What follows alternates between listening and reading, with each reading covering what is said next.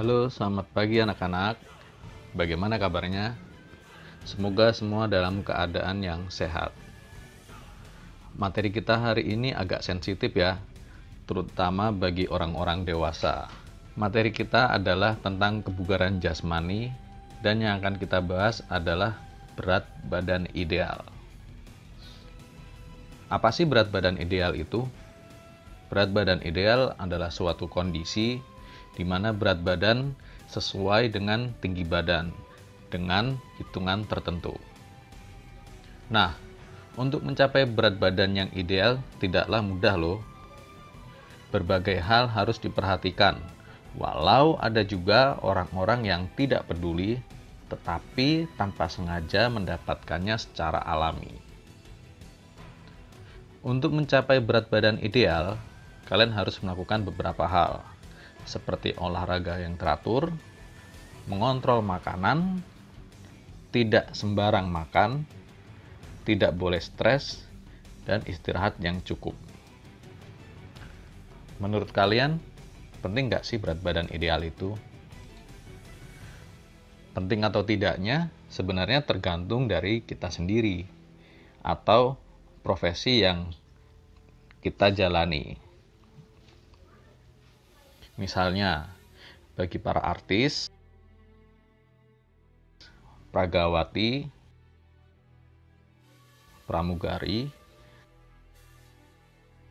atlet,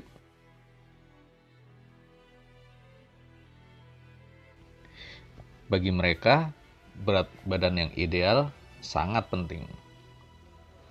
Berat badan yang ideal otomatis akan membentuk badan yang bagus. Dan semua itu dapat menunjang pekerjaan mereka. Atau kalau sekarang biasa disebut dengan istilah good looking. Bagi atlet, berat badan ideal dapat meningkatkan performa mereka saat bertanding. Contohnya, seperti pemain sepak bola yang bernama Ronaldinho, mantan pemain sepak bola ini kehilangan masa keemasannya karena berat badannya terus naik sampai akhirnya dia ditendang dari Barcelona. Padahal pada saat itu usianya masih cukup muda, masih di bawah 30 tahun. Bagi atlet profesional, sebenarnya mendapatkan berat badan ideal tidaklah sulit. Karena mereka ditunjang oleh banyak fasilitas, seperti pelatih kebugaran, ahli gizi, juru masak, dan sarana prasarana lainnya, yang bisa menunjang performa mereka.